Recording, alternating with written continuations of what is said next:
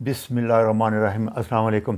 آج میں عورتوں کی لڑکیوں میں سب سے زیادہ کامن پولیسسٹک اوورنگ سنڈروم کے بارے میں بتاؤں گا، اور یہ انفرٹیلٹی کی سب سے بڑی وجہ ہے بچیوں میں آج کل۔ WHO نے 2023 میں، وہی میں نے پچھلے لیکچر میں بتایا تھا کہ 1 سال تک میاں بیوی اکٹھے رہیں، ان پروٹیکٹڈ انٹرکورس کریں، کوئی فیملی پلاننگ کا طریقہ استعمال نہ کریں، اور بچے نہ ہوں تو اس کو ہم ورک اپ شروع کریں گے۔ اس کو ہم کہتے ہیں کہ بانجھپن کے لیے آ جائیں۔ پاکستان میں اسٹڈی کے مطابق 21% ریٹ ہے انفرٹیلٹی کا، میل میں 37% ہے، فیمیل میں 51% ہے۔ یہ صحیح نہیں ہے، انٹرنیشنل لٹریچر کے مطابق نہیں، یہ پاکستانی ریسرچ ہے، اور دونوں میں 12 سے 15% ہے۔ سب سے زیادہ ابھی جو ریسنٹ چیز آئی ہے وہ بہت خطرناک ہے کہ 30 سال تک ہر عورت کو اپنی فیملی کمپلیٹ کر لینی چاہیے۔ اس کے بعد 35 سال بعد جو بچے پیدا ہوں گے، ایک تو وہ ان میں بیماریاں بہت زیادہ ہوں گی، پیدائشی نقص ہوتے ہیں زیادہ، اور 40 سال بعد تو ویسے ہی چانس 5% رہ گیا ہوا ہے، اسی وجہ سے پورے ہارمونل سارا لائف سٹائل چینج ہونے کی وجہ سے۔ تو صحت مند بچے وہ کہتے ہیں 30 ایئر تک فیملی کمپلیٹ کر لیں، اس کے بعد خطرناک ہے، ہوں گے لیکن وہ ڈینجرس ہے، عورت کے لیے بھی خطرناک ہے، بچوں کے لیے بھی خطرناک۔ یہ بہت انہوں نے بتایا کہ ینگ ایج میں جتنی جلدی، ہمارے یہاں تو نیا رواج آ گیا، 30 میں شادیاں کر رہے ہیں، اس لیے یہ سارے پرابلم آ رہے ہیں، اور آگے بہت خطرناک مسئلہ حل ہو رہا ہے۔ یہ سارا وہی ریفرنس ہے، وہ آپ دیکھ لیں۔ تو پولیسسٹک اووری سنڈروم واحد ڈیزیز ہے جو کہ 90% کیور ہے فیمیل عورتوں کی فرٹیلٹی، اور اس کی بڑی وجہ انسولین ریزسٹنس ہے، یہ بھی ذہن میں رکھنا ہے۔ تو یہ اتنی آسان بیماری ہے، اور اتنی لمبی چوڑی دوائیاں چیزیں دے دے کے وہ تباہ کر دیتے ہیں، بعد میں پھر بڑا مشکل ہو جاتا ہے۔ اور اگر آپ صحیح صرف آسان ڈائٹ سے لائف سٹائل چینج کریں گے تو 90% چانس ہے پریگنینسی کی۔ یہ آسانی کے لیے اووری میں سسٹ بن جاتی ہیں، آپ دیکھ لیں، یہ میچور۔ اس میں جو سب سے زیادہ ڈائگنوز کرنے کا جو کرائٹیریا وہ یہی ہے کہ ارریگولر اوولیشن ہو جائے گی، مینسز نہیں، اوولیشن نہیں ہوگی، بغیر این اوولیٹی مینسز ہوتے ہیں، ان کو کہتے ہیں۔ اس کے لیے بھی FSH ہارمون آتا ہے، فولکس اسٹیمولیٹنگ ہارمون آتا ہے، ایسٹروجن زیادہ ہوتی ہے، اوولیشن ہو جاتی ہے۔ اس جو انسولین ہے وہ ایسٹروجن FSH کو ڈپریس کرے گا، تو پھر وہ نہیں بنے گی ڈیوٹ، اور LH جو ہے وہ ایسٹروجن سیکریٹ کرتا ہے۔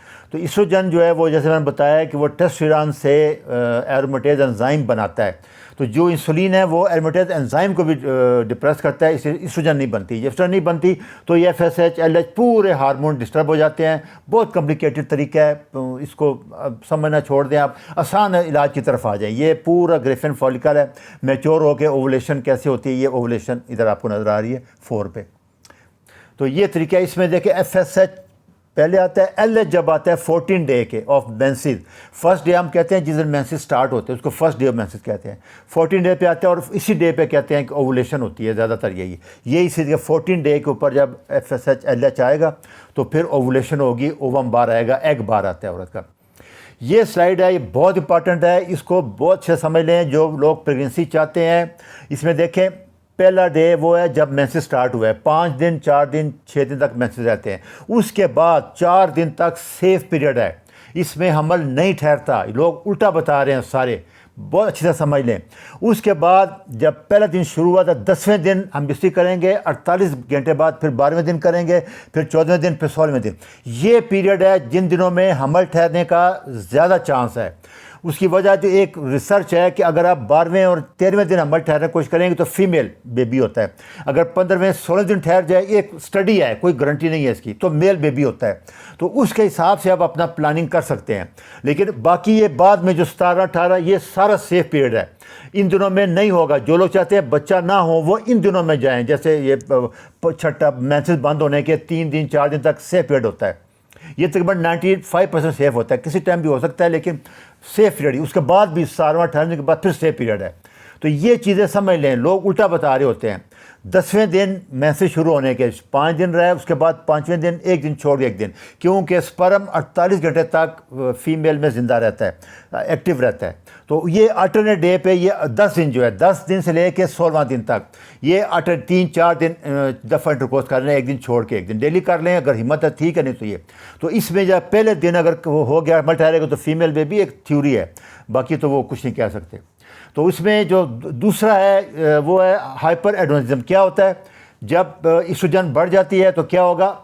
میل پیٹرن، پیٹ پہ چربی جمع ہونا شروع ہو جائے گی، بیلی فیٹ ہو جائے گا، چہرے پہ بال نکل آتے ہیں، یہ کیونکہ ٹیسٹوسٹیرون بڑھنا شروع ہو گیا ہے۔ ایرومیٹیز انزائم ٹیسٹوسٹیرون کو کنورٹ کر رہا تھا ایسٹروجن میں، انسولین نے آ کے ایرومیٹیز انزائم کو بلاک کر دیا، اب ٹیسٹوسٹیرون بڑھنا شروع ہو گیا عورت میں، تو کیا ہوگا؟ ٹیسٹوسٹیرون کیا کرتا ہے؟ بال داڑھی لے کے آئے گا، بال آئیں گے، بالڈنس، گنجا پن بھی ٹیسٹوسٹیرون کی وجہ سے ہوتا ہے۔ یہ اب دیکھیں سارے یہ بال کب آنا شروع ہو جاتے ہیں؟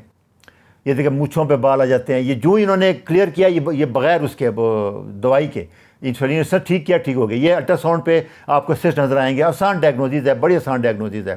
تو ہائی انسولین یا انسولین ریزسٹنس اووری کو ایرومیٹیز انزائم کو بلاک کر دے گا، ایسٹروجن کم ہو جائے گی، ایل ایچ کم ہو جائے گا، نائٹروسائڈ نہیں آئے گی، اور ٹیسٹ رزلٹ ہوگا کہ ٹیسٹوسٹیرون بڑھنا شروع ہو جائے گا، اور پھر اوولیشن نہیں ہوگی، مینسز ریگولر ہو جائیں گے، اور انفرٹیلٹی ہو جائے گی، بچہ نہیں ہوگا۔ آسان ترین یہ سمجھ۔ تو ہائی انسولین کی دوسری جو بھی پرابلم آ رہی ہے کہ فائبرائڈ جو کہ رسولیاں ہوتی ہیں بچہ دانی میں، یا بریسٹ میں جو آ رہے ہیں، سسٹ آ رہی ہے، لمپ، اس کی وجہ بھی وہ یہی کہہ رہے ہیں کہ ہائی انسولین ہے۔ اگر جنہوں نے کنٹرول کیا ہے تو کئی عورتوں کے فائبرائڈ ختم ہو گئے ہیں، چھوٹے ہو گئے ہیں، شرنک ہو گئے ہیں، اور اب پیشنٹ کی ضرورت نہیں پڑی، اور یہ ریورسیبل ہے۔ فائبرائڈ کے بارے میں بھی اگر آپ انسولین ریزسٹنس کنٹرول کر لیں، اس کا طریقہ کیا ہے وہ آگے میں آپ کو بتاؤں، وہی پرانا طریقہ ہے، کوئی ایسا نہیں، لو کارب ڈائٹ، کیٹو ڈائٹ یا کارنیور ڈائٹ، اسی پہ ساری عمر رہیں۔ میری بات پھر یاد کر لیں، دودھ عورتوں میں پی سی او میں بالکل ڈیری، ملک، یوگرٹ، چیز، تینوں چیزیں بند ہے، گھی مکھن نہیں، کیونکہ اس میں نہیں آتا۔ فاسٹ فوڈ چھوڑ دیں، سارے جوسز چھوڑ دیں، پلاسٹک کا استعمال نہ کریں، دوائیاں ساری چھوڑ دیں، ایکسرسائز کریں، فاسٹنگ کریں، اور ہیلدی فیٹ جیسے گھی ہے، ٹیلو ہے، کوکونٹ آئل ہے، سارے یہ سب دیکھنے، پلاسٹک ہے، اس پہ بڑا زور ہے، پورا ایک لیکچر بھی میں نے بنایا ہوا ہے، اس کو میک اپ میں سب ایسٹروجن آ رہی ہے۔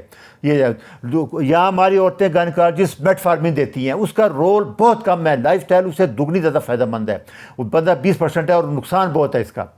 یہی سارے کہہ رہے ہیں کہ اس کا کوئی اتنا نہیں ہے، کوئی فائدہ نہیں ہے، لائف سٹائل زیادہ افیکٹو ہے۔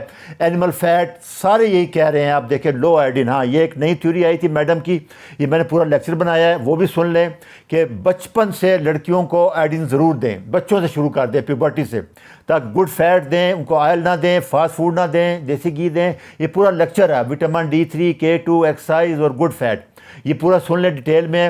وہی اس میں بتا رہی ہے کہ لوگل آئیڈین 7 سال سے بچوں کو شروع کرا دے تاکہ کریکٹر ڈیولپ ہو جائے، اووری ڈیولپ ہو جائے، مینسز نارمل ہو جائے، نارمل گروتھ ہو جائے۔ 80-20 اور فیمیل میں فیٹ جو ہے 80% ہے، 20% پروٹین لینی ہے، میل میں 70-30 ہے۔ یہ سارے یہ فیٹ ہے، یہ اس کی ساری ڈائٹ ہے، یہ ریفرنس ہے، آپ سن لیں، بار بار سن لیں۔